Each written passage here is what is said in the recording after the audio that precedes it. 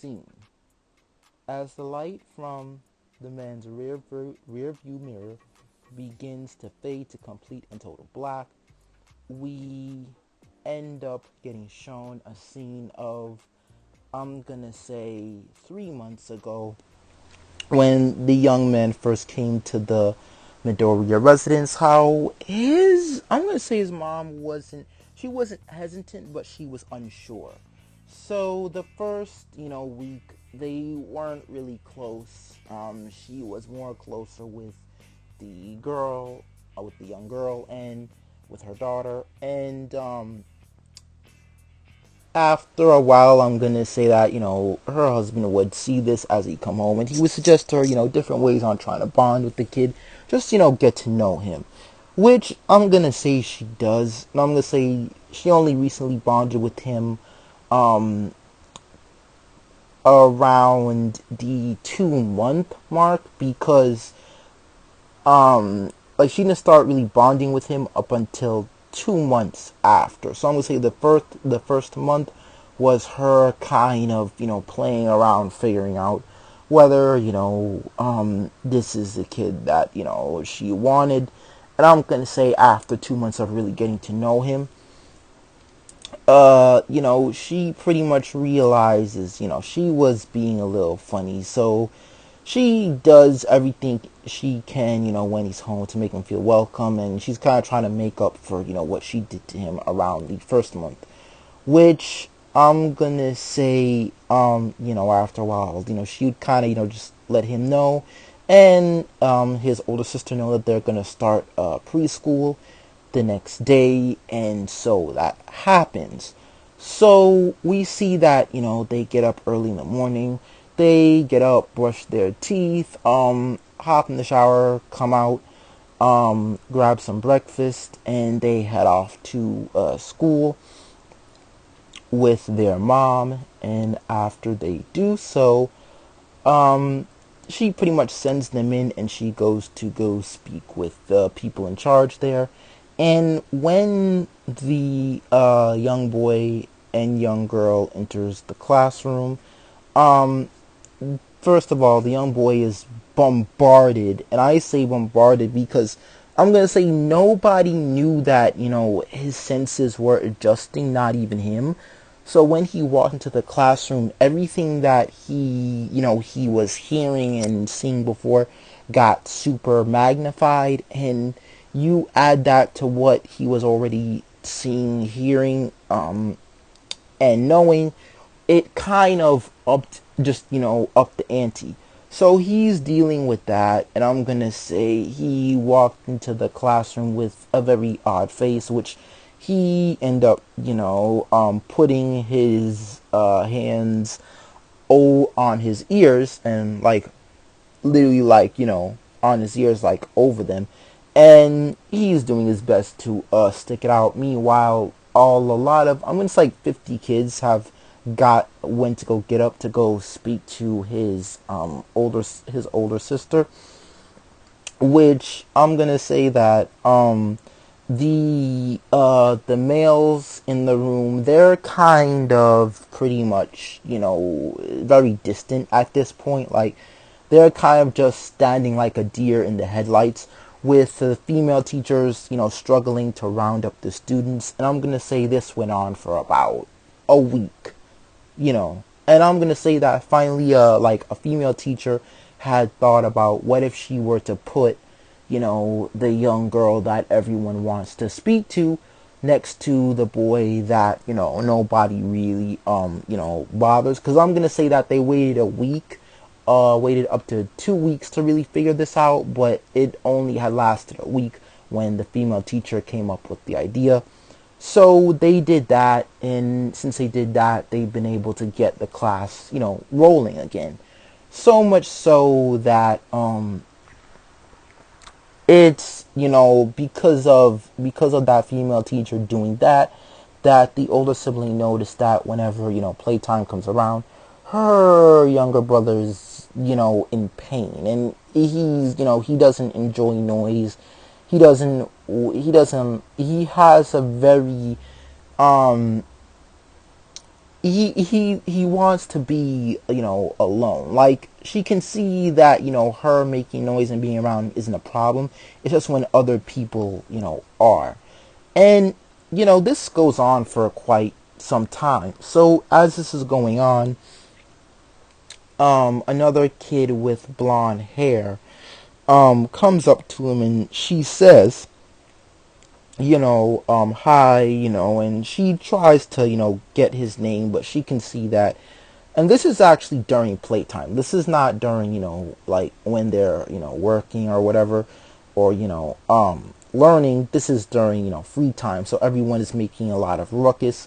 And she can see from his face that he's in pain. He's not, he's not, he's just not very receptive.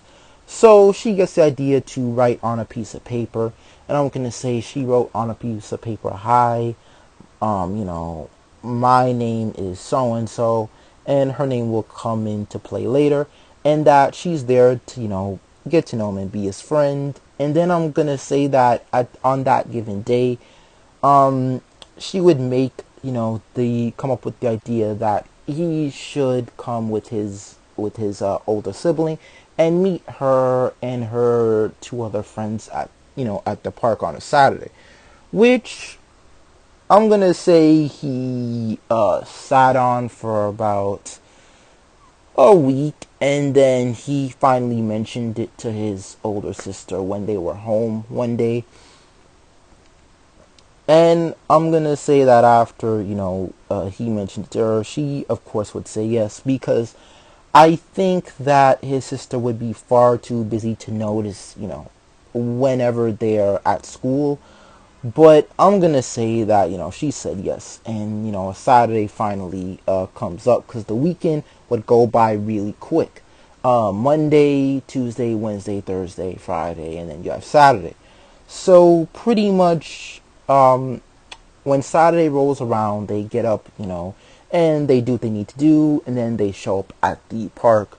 And I'm gonna say that the kid with the blonde hair, she's there, and she basically tells them, hey, how you doing? And she kind of greets them. And I'm gonna say that um, she basically notices that you know, the young man, he's, she noticed that he doesn't seem very social, because he's not really talking to, anybody else but maybe her and his older sister, and that's about it. So she tries and sends the two other friends she brought with her over to go speak to him, which I'm gonna say it kind of seems like it's going well, but it's more just, her friends asking him questions about, how come he is the way he is. And I'm gonna say they know him from school, and they would ask him, why do you always have your hands on your ears, and just ask him different questions, which I'm gonna say he's not really answering. He's just saying that, um he doesn't know that, his head, basically, is hurting him, and it's just, that's just the way how it is.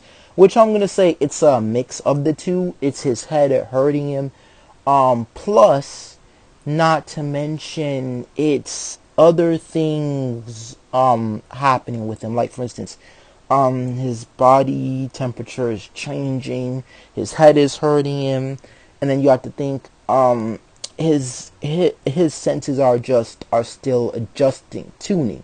So while all of that is happening, I'm gonna say that the girl with the blonde hair, she's talking to his older sibling, and she suggests to her, how about we fight? And I'm gonna say that his sister doesn't want to fight, but the girl with the blonde hair, she says, let's fight, and she ends up taking the first step, and she actually ends up charging.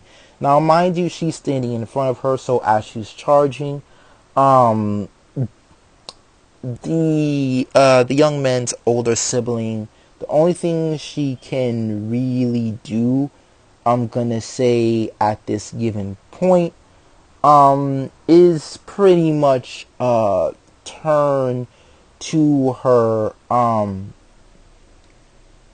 turn to her left, because the girl was stepping at, charging at her with her right, and she was correct. She tried to hit her with a right, but it wasn't a punch. It was actually, to actually cause an explosion on her shirt. And I'm gonna say that she basically dodged it, and it actually went off, when she missed. So I'm gonna say that the clothes that the kids are wearing are not, like flame proof or retardant. So this was like a big woo to her. I'm gonna say she said woo in her head, because she realized, she saw that her hand looked funny and looked red and it didn't look correctly. So she was glad that she dodged. So after she did that, she pretty much tried to come at her again, except going at her with a left, and she just started to do a sporadic motion, which would pretty much cause the older sibling to keep on stepping back, but dodge in a very odd way. So she would dodge, or like she would step off to the left, to the right, step back over to the right, and then step back over to the left, and she would just be dodging, doing her best not to let the the explosions hit her. And that's due to the fact that I'm gonna say that the two other kids that are with the girl with blonde hair, I'm gonna say that they're like they're boys. So I think that what happened is that of course his older sibling wouldn't want to be embarrassed, so that's why she's dodging the blonde hair girl's explosions. So as she's doing this, I'm gonna say that as this is pretty much happening, the young man, he notices, and I'm gonna say that all he really wanted to do was stop the girl with the blonde hair from doing what she was doing, but she would end up pretty much she would end up taking it too far, and he wouldn't like he basically would want it to stop. So he didn't I'm gonna say he didn't realize what he did, and he actually moved so darn he was so fast that he was moving at such a speed that I'm gonna say he was actually moving at like Godspeed, but he moved so fast that he wound up like basically grabbing the girl. And I'm gonna say that when he grabbed her, he didn't realize how fast he was going. And I'm gonna say like the young girl's shirt got torn off, and I'm gonna say she got embarrassed, and it really was an accident. And I'm gonna say, like, ever since that day, things are not gonna be the same. So I'm gonna go ahead and so scene, I'm gonna end it here, guys, and when I record the next video, I'm gonna pick up where I last left off. So with that being said, have a good day, everybody. Peace.